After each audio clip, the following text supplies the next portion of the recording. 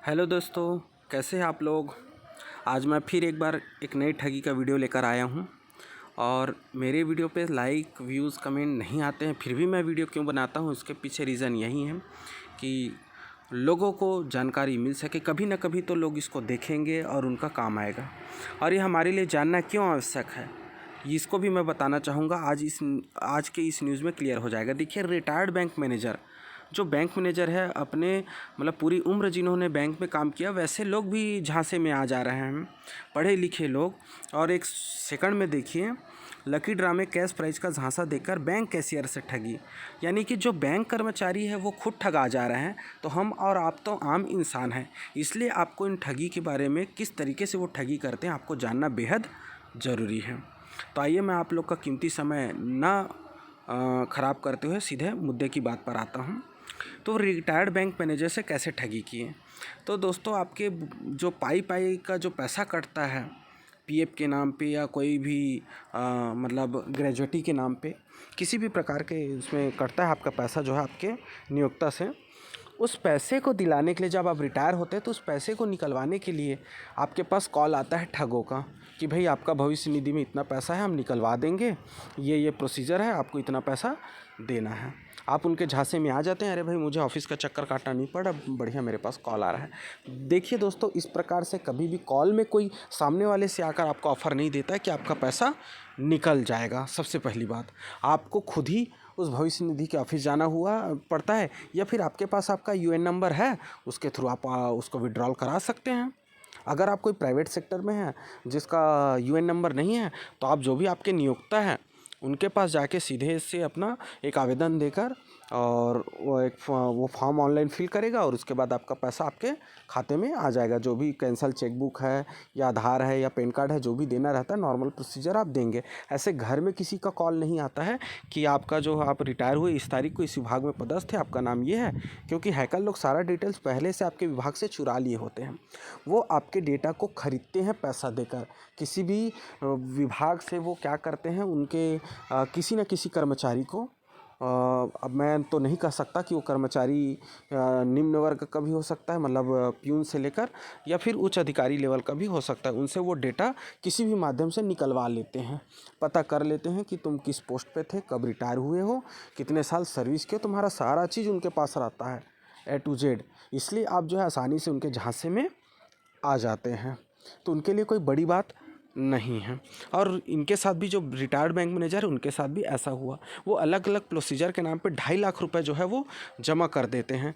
फिर जब उनको शक होता है तब वो जो है वो बैंक पुलिस में जाकर शिकायत करते हैं। तो इसमें खैर जो है वो ठग लोग को पता नहीं चलता है कि इन्होंने शिकायत कर दिया। इसलिए जो 2 ठग हैं, जो बिहार के थे और एक जो है मतलब दिल्ली के थे शायद, वो दिल्ली में किराए में रहते थे, तो 2 ठग लोग को पकड़ा, लेकिन पैसे का रिकवरी पूरा नहीं हो पाया। हालांकि उनके खाते में 2 लाख से अधिक कुछ पैसा था, उनके पास काफ़ी सारा एटीएम था। देखिए यहाँ पर उनका डिटेल दिया, उनके पास क्या क्या था। 1 लाख तो कैश था, 13 एटीएम था, 7 चेकबुक था, 5 मोबाइल और 1 स्वाइप मशीन था।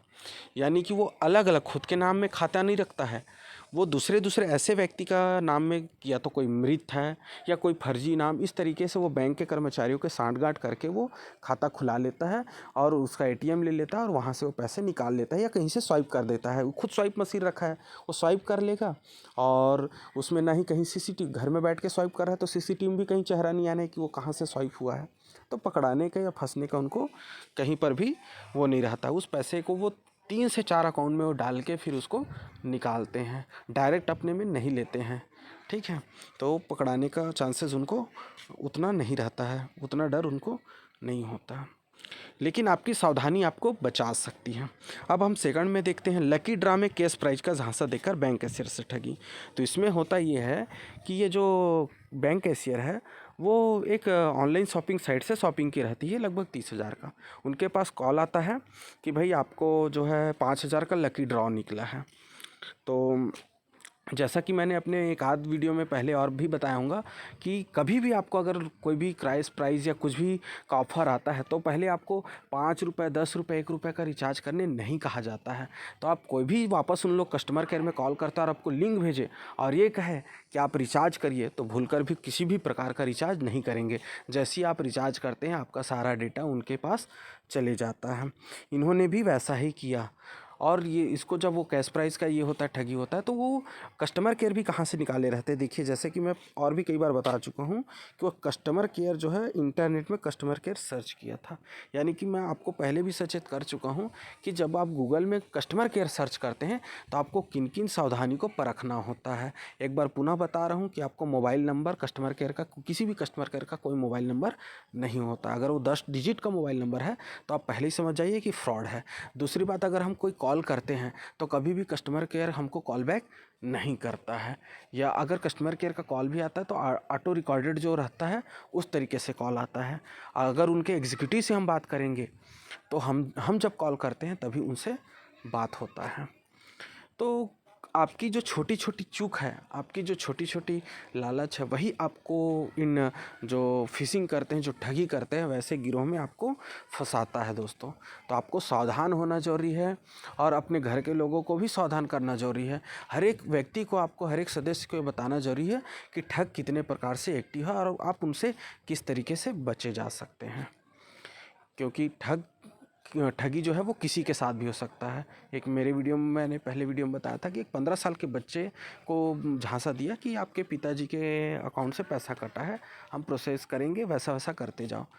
अब मान लेते हैं कि उनका पिताजी समझदार थे, लेकिन वो बच्चा तो नहीं था ना। अगर हो सकता है उनके पापा उनके बच्चे को बताते किस तरीके से, बेटा ऐसा कुछ होता है, तो आपको कभी कुछ है तो एक बार डायरेक्ट फॉलो नहीं करना है, हमसे एक बार संपर्क करना है, हमको बताना है अगर ऐसा कुछ होता है, तो शायद उस दिन उससे ठगी नहीं होता। इसलिए मेरा कहना है कि आप जो है अपने घर के सारे सदस्यों को भी इस प्रक्रिया से अवेयर करें, उनको जागरूक करें कि ठगी किस किस तरीके से, कैसे कैसे हो रहा है।